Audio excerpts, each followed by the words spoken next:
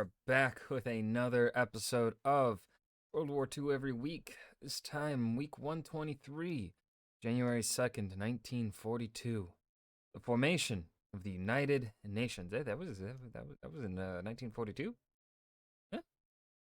Learned something new already. Look at that. Look at that. We're back after too long of a hiatus that I did not plan on being as long as it was, but it turned out. Oh, whoopsies. Anyways, back now. We'll see if how long I stick with it before taking another break. I don't know. I'm in a silly, goofy mood. But anyways, let's dive right in. Let's just cut to it. Hello? Oh, yeah. What, slow down. You missed. With all of them? Wait, you didn't. What is it? What? I am so rusty on history right now. like in the, I didn't take a complete break from engaging with history material in the time that I've been away, but same time I kind of did. Hit anything? Oh, come on, you could. What? It's not your fault. It's the torpedo's fault. Yeah, right. Yeah. Okay, is there a conflict in the Pacific? But no, well, it's German torpedoes. Could be. I don't know. I don't know what he's talking about. Also, 17-minute video. Oh yeah, we are in the long episodes now. January 2nd, 1942. Japan invaded China in 1937, thinking they'd win in a few months. That was not the case. No. Germany invaded Poland in 1939, and by now, Germany and Japan and the other Axis powers have invaded over 200 nations, dominions, and colonies on 3 continents. But as 1942 dawns, those allied against the Axis powers declare their solidarity and form the United Nations. The United Nations is currently not falling apart. The United Nations is very, very, very stable right now and is totally doing their job. The veto power was totally not a stupid decision.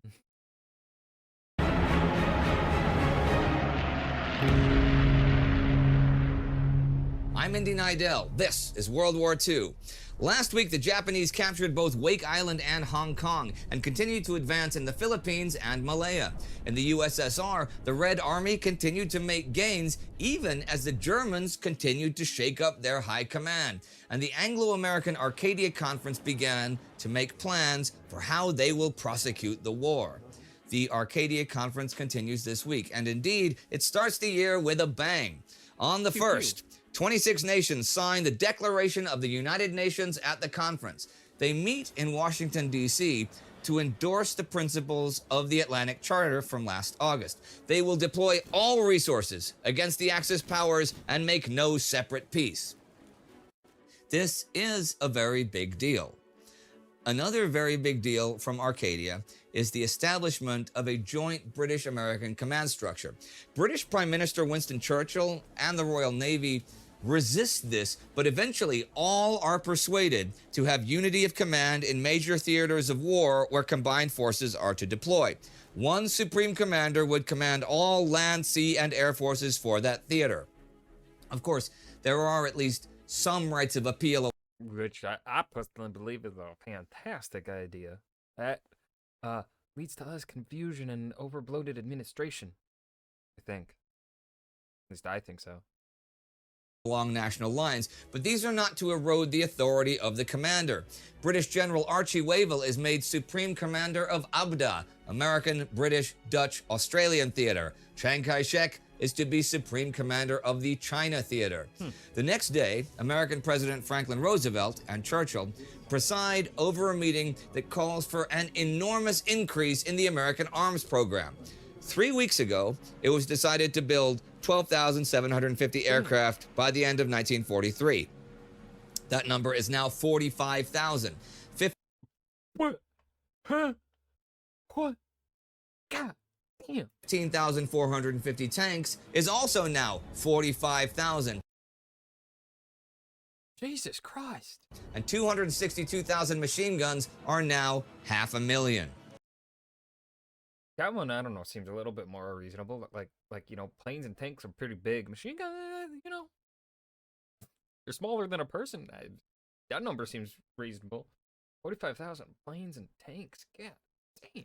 On the Axis side of things, on New Year's Eve, Adolf Hitler tells his staff at Rastenburg that he hopes 1942 brings him as much good fortune as 1941. Yeah. And 1941 saw his forces take Yugoslavia and Greece and a huge chunk of the Western Soviet Union, but the USSR is anything but defeated as the new year begins. In fact, the Soviet 44th and 51st armies have landed in eastern Crimea to take Feodosia, some 40,000 men strong. These are a threat to the German 11th Army, and it must break off its attacks on Sevastopol to deal with them. The Romanian divisions defending, though, are routed, and by the end of the week, Kerch and Feodosia are securely in Soviet hands, although Soviet paratroopers landing at Kerch are ineffective. Taking Feodosia threatens the flank of the German 42nd Corps. Its commander, Hans von Sponeck, will withdraw the 46th Division despite High Command repeatedly denying his request to do so. But this is all just a part of a planned Red Army offensive by Semyon Timoshenko to take out all of German Army Group South. The Bryansk front would attack west into the Orel-Kursk area. The southwestern front... Oh, I'm not gonna lie.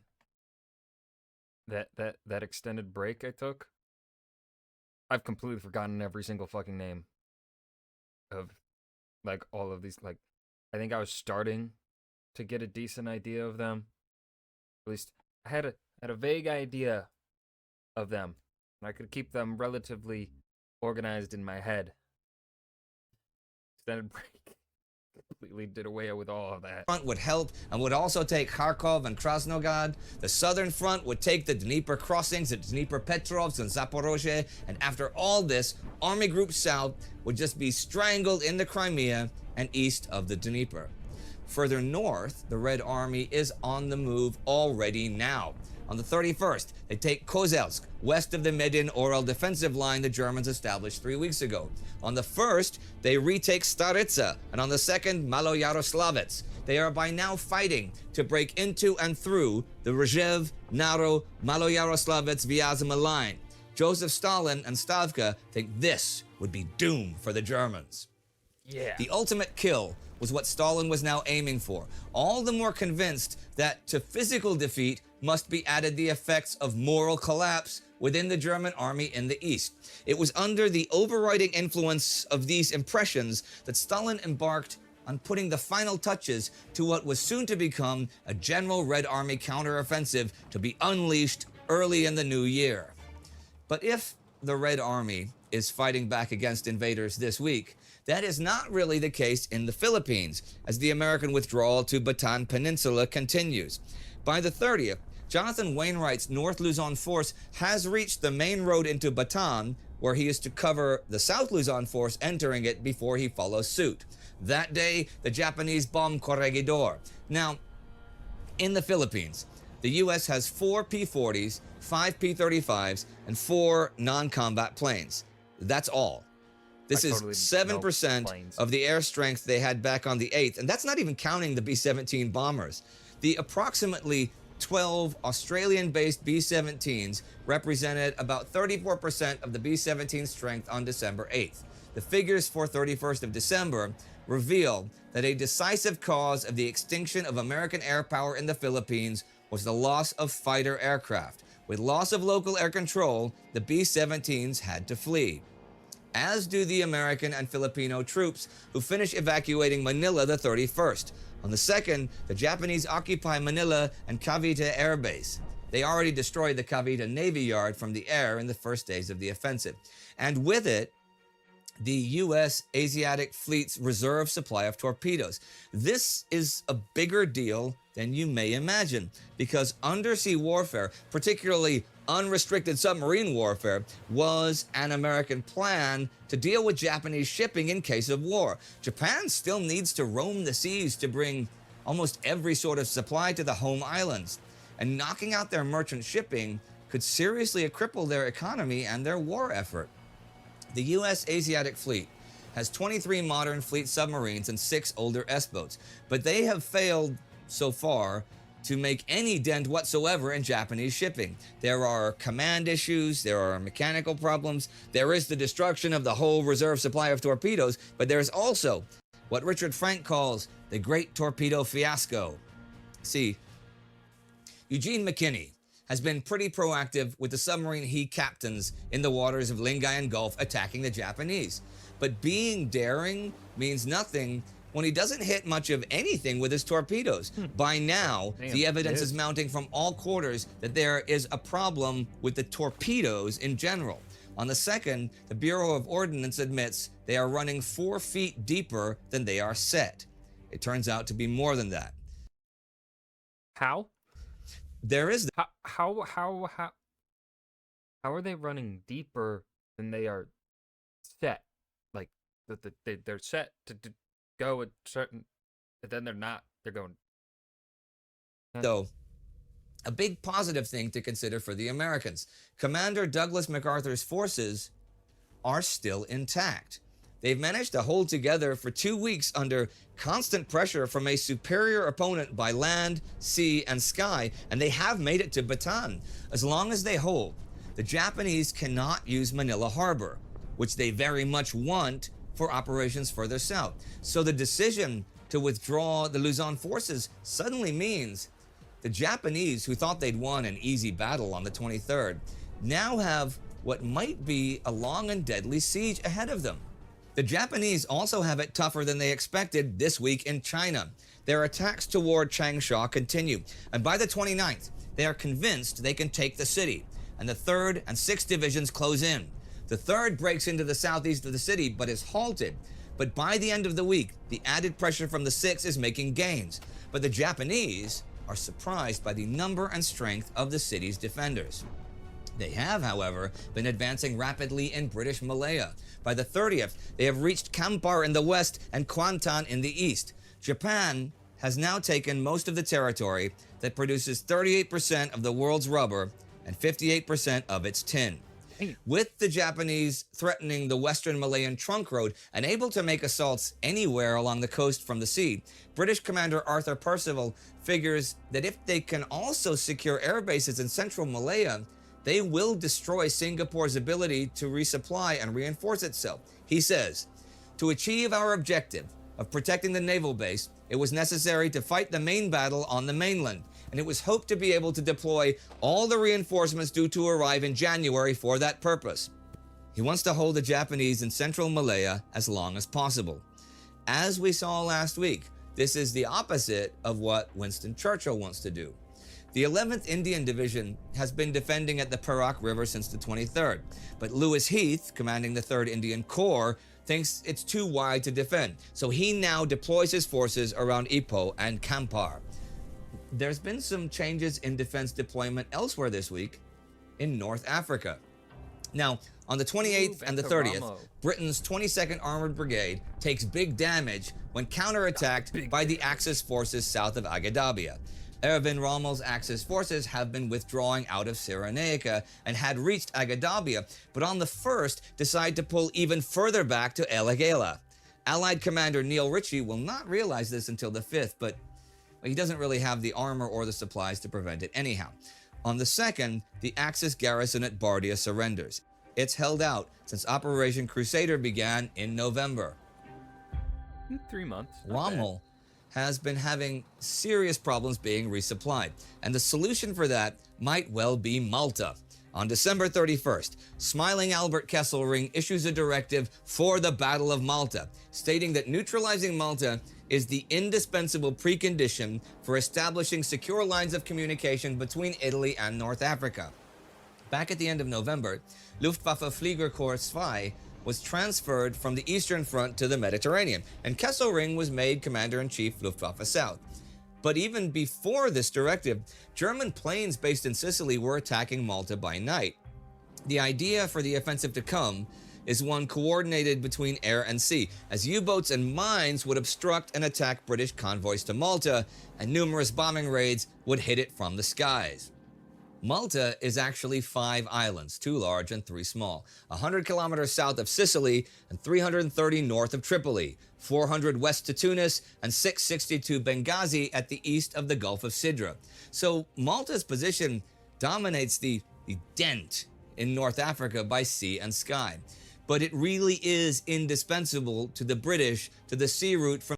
I still do not understand why there has been no serious attempt to take Malta from the British before now. Like, it doesn't make sense. Why hasn't Malta been attacked? Like, it's not like the British can reinforce it all that easily. It's right next to freaking Sicily, dude. Like, the Italians have the advantage. I don't understand. From Gibraltar to Egypt and Suez. And of course, the Italians have to pass it to supply the Axis forces in Africa. By the end of October, the British had done so much damage to Italian supply convoys that Adolf Hitler ordered loads of planes and subs and all that sent over to fight back. In December, we've seen the tables turn somewhat as the British have seriously suffered in the Mediterranean at German and Italian hands. So going into the new year, well, it's anybody's guess how things will turn out. So Germany is launching the Maltese offensive to secure their supply lines once again. Actually, when you think about it, the Allies have lost a lot of big ships the past 6 weeks.